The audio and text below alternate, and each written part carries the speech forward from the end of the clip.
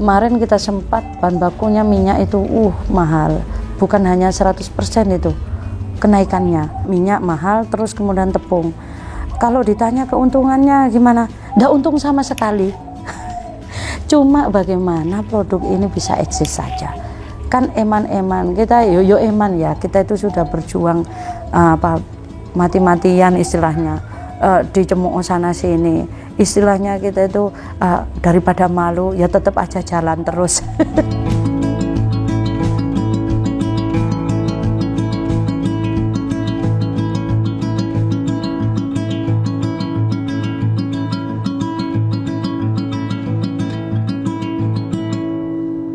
Assalamualaikum warahmatullahi wabarakatuh. Saya Ibu Dewi Hodijah, pemilik dari brand Moro Seneng dengan produk mie rumput laut atau snack mie rumput laut. Domisili saya ada di Sumber Batu, Belumpungan, Pamekasan, Madura.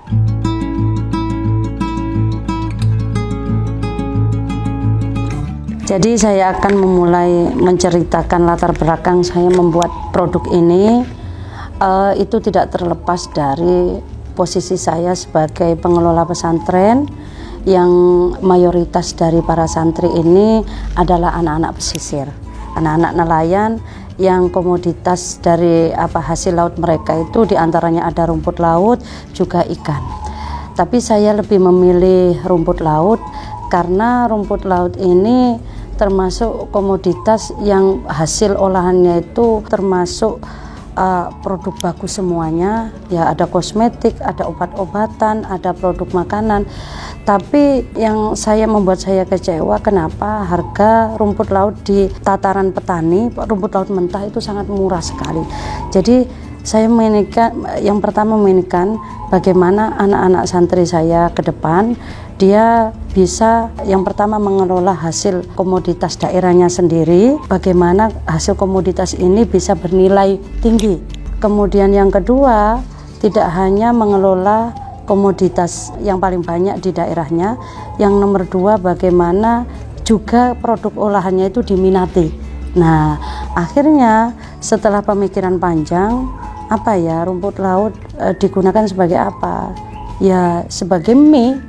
Tercipta ide sebagai mie karena mie ini bagi saya termasuk makanan yang ramah kepada siapapun, ramah lidah orang tua iya, anak muda apalagi anak-anak lebih minat lagi, maka tercetuslah yang namanya mie rumput laut.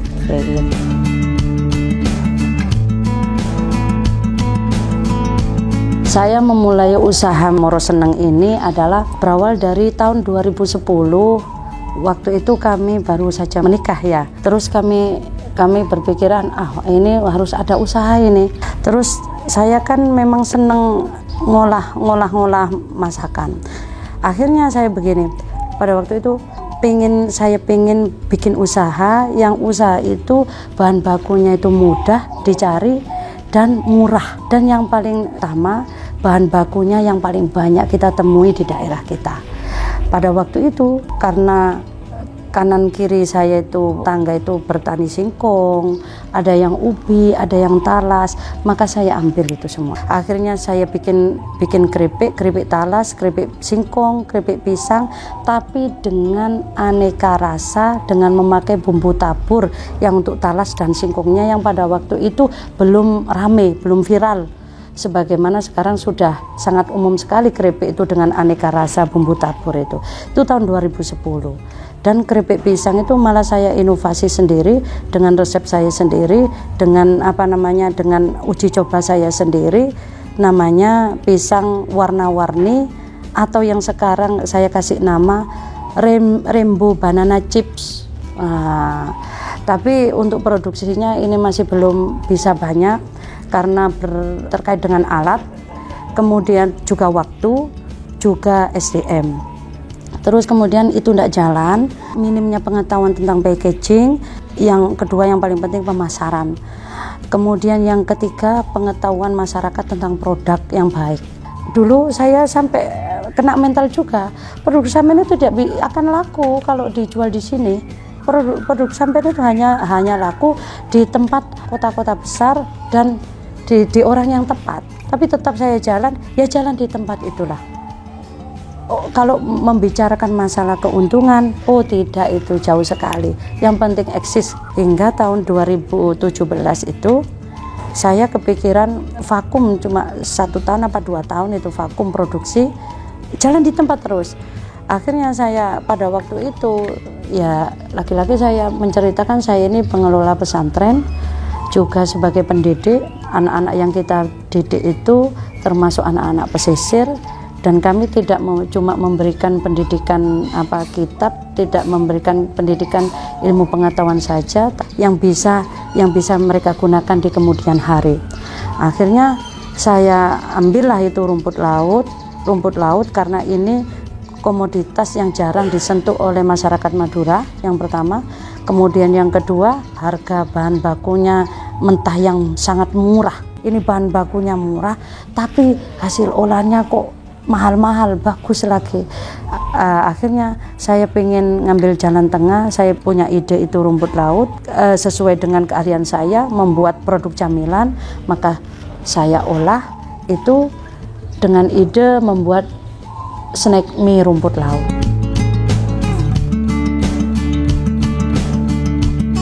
Proses produk ini bisa jadi seperti ini tuh melalui proses yang sangat panjang, dengan istilahnya kalau anak sekarang itu berdarah-darah, kena mental juga. Dalam satu titik saya pernah dibilangin seperti ini, halah itu jadi-jadinya ya akan seperti sebelum-sebelumnya, ndak akan jadi dan cuma rugi, ndak akan bisa menguntungkan kamu gitu. Akhirnya saya ndak putus asa. Bahkan kita itu pernah uji coba sampai kalau saya ndak salah, tepung itu menghabiskan 2 sak gitu. Terus apalagi bumbu itu kan mahal, kalau bumbu tabur kan mahal. Akhirnya agak putus asa juga itu, hampir putus asa juga. Tapi begini, saya tekankan seperti ini, yo minimal kita tahulah ilmunya, pengetahuannya, meskipun gagal. Untungnya kita di sini kan, istilahnya di sini kan banyak orang, jadi kalau yang produk gagal yang langsung dimakan sama anak-anak gitu saja. Itu kemudian ini juga setelah produk jadi, yang jadi masalah itu packaging. Dulu itu kan saya tidak mengenal ini packaging kayak gini, tidak mengenal. Juga di Pamekasan tidak terjual plastik yang seperti ini, yang ada itu cuma transparan, standing pouch yang transparan. Itu pertama kali saya jualnya pakai standing pouch sama stiker. Tidak menarik sekali itu. Meskipun saya sudah jelaskan produk ini kayak gini, bagusnya ini, kita memberikan pengetahuan produk itu kepada masyarakat itu, yo sudah metenteng gitu, karena kayak orang Jawa itu metenteng itu, sungguh-sungguh kita itu. Tapi mereka lihatnya ini kan cuma kayak gini. Ini kan orang lain juga bisa buat. Dan ini banyak itu di pasaran, bentuknya yang cuma kayak gini kan banyak. Tapi kan orang enggak tahu kualitas dalam sebuah produk itu apa. Akhirnya, ini masalah di kemasan kalau kayak gini. Akhirnya saya ada waktu itu saya beli online, cuma warnanya ini putih polosan itu, terus sama stiker, lumayan itu. Iya bagus gitu, tapi kok surem ya, kata saya itu. Kita evaluasi lagi, ini kok tidak menarik, saya sendiri saya tidak suka gitu. Tapi tidak punya pilihan lagi, saya tidak memiliki pengetahuan packaging yang baik. Baru kemudian saya searching, saya tanya teman sana sini, saya lihat produknya teman di toko UKM di Pamekasan itu namanya Basaraya, itu kan semua UKM. Kok kemasannya teman-teman sudah bagus kayak gini, bisa, artinya untuk dikeluarkan ke daerah ini bisa diterima. Akhirnya saya tanya teman, saya hubungi, terus saya mesan. Akhirnya jadi yang seperti ini, coba saya pasarkan, ternyata pengaruh. Artinya pemasaran itu lebih cepat, juga lebih langsung diterima oleh masyarakat. Menjelaskan produk pun juga lebih gampang. Oh iya, ternyata masyarakat hari ini itu lebih memilih ke tampilan daripada pengetahuan produk itu sendiri.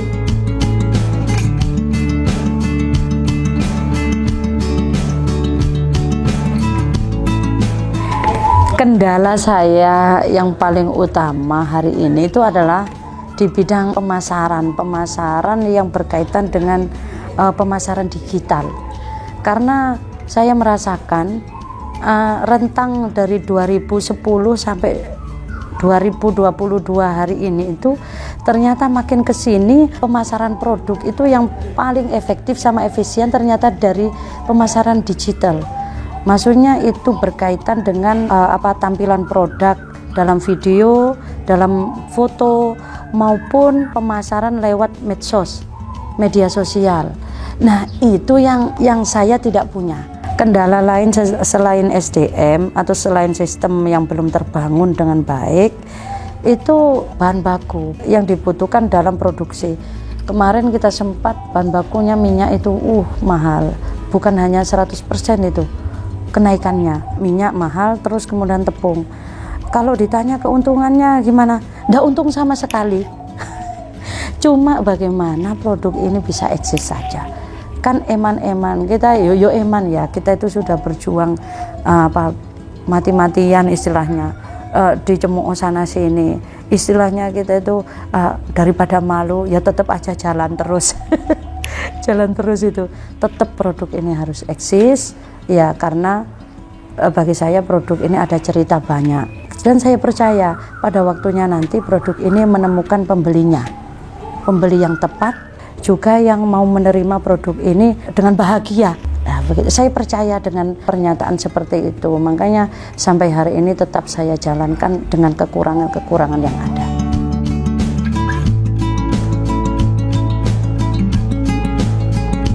Inovasi dan target saya ke depan, saya menginginkan ini jadi sebuah mie instan dalam kemasan mie instan. Mie instan ini istilahnya kalau hari ini masyarakat itu seperti makanan sehari-hari ya, makanan berat sehari-hari. Nah, mie kan ya, mie. Tapi yang saya lihat itu mie instan yang digemari itu kan produknya ya kurang seberapa sehat menurut saya itu. Jadi saya pengennya yang asalnya ini adalah snack, itu saya pengennya jadi produk mie instan yang bisa dinikmati sebagai makanan berat, bukan hanya makanan ringan begitu. Kalau kayak gini orang lapar satu kurang ini mas. Kita lapar makan ini satu kurang, tapi kalau sudah jadi makanan berat, mie instan satu porsi itu ya kenyang lah, lumayan kenyang itu. Kalau sekarang varian rasa dari snack mie rumput laut ini 5. Awalnya original ini sebenarnya original ini malah lebih sehat, lebih bagus. Dari 5 varian ini yang lebih bagus itu original. Tapi kan kecenderungan orang-orang sekarang itu selalu ingin cepat berubah. Ingin cepat cepat berubah, cepat bosen. Maka saya tambah varian sedep lah, yang sedep asin istilahnya. Terus sedap saja ternyata kurang cukup, ada yang pengen pedas. Kemudian setelah pedas ini berdasarkan dari saran-saran orang-orang yang kita temui, kenapa enggak bikin coba yang manis bu itu. Oh iya ya, ada orang yang suka manis, maka manis apa yang lebih digemari orang? Coklat, maka kita bikin coklat. Ada juga setelah ada yang suka manis, ada yang enggak suka coklat. Apa yang digemari anak muda sekarang? Matcha. Jadi kita itu ya sambil meneliti ya kegemaran anak-anak sekarang atau orang-orang sekarang itu kegemarannya apa. Jadilah akhirnya kita itu 5 varian sekarang itu. Enggak tahu varian apa lagi ya habis ini tuh. Ya nunggu pengamatan di lapangan apa yang paling dibutuhkan oleh masyarakat begitu.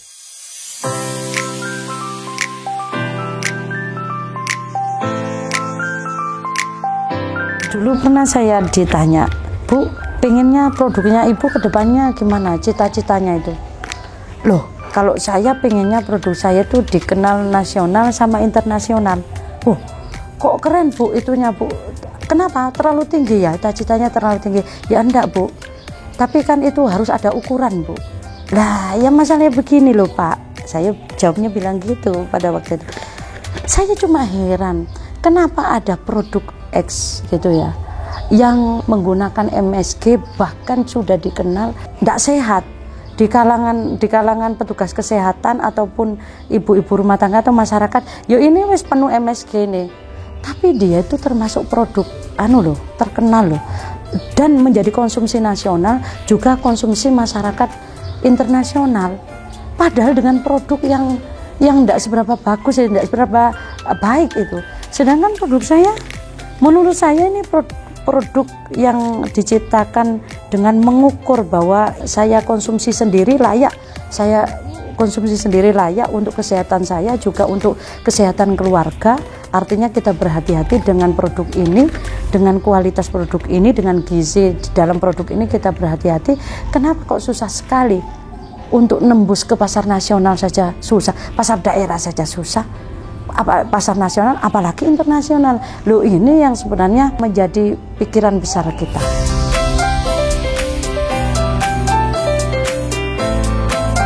Saya sebagai pelaku bisnis itu ya, pelaku usaha kecil menengah, begini, jangan sampai berhenti untuk berinovasi, kemudian jangan pernah berhenti memberikan yang terbaik untuk masyarakat. Karena motivasi saya itu dalam semua yang saya lakukan, saya selalu berpegang pada prinsip yang pernah diberikan oleh guru saya. Sampai hari ini pun prinsip itu saya pegang. Sebaik-baik manusia itu adalah yang banyak memberikan manfaat kepada manusia yang lain. Nah, itu sebenarnya itu motivasi terbesar saya selama ini, sehingga saya memberikan produk dan ceritanya mulai dari tahun 2010 sampai hari ini, ataupun kegiatan-kegiatan saya sampai hari ini juga berdasarkan dari motivasi yang saya jelaskan tersebut. Tentu perjalanan untuk memberikan yang terbaik terhadap masyarakat itu bukan perjalanan yang mudah, instan, tetapi dengan semangat kita memberikan yang terbaik dan tidak hanya puas 1-2 langkah atau 1-2 capaian yang sudah kita capai, insya Allah ini tetap akan terus berjalan.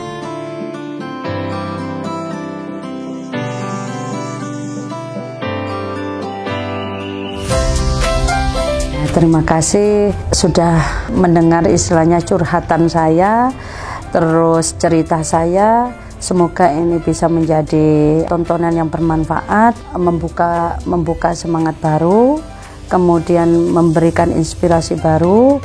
Tentunya jangan pernah lelah untuk memberikan kebaikan, menyebarkan kemanfaatan untuk orang lain. Assalamualaikum warahmatullahi wabarakatuh. Jangan lupa untuk mengklik atau subscribe ya, atau tertanda lonceng di Legenda Kreatif, dilihat, kemudian diklik yang ada loncengnya, dan silakan dinikmati tontonannya. Tepung itu menghabiskan 2 sak gitu. Ada lonceng itu ya? Ya, lonceng itu diklik, ditonton, di subscribe, gitu. Terserah terus pokoknya. Subscribe ya? Iya, sabrek boleh.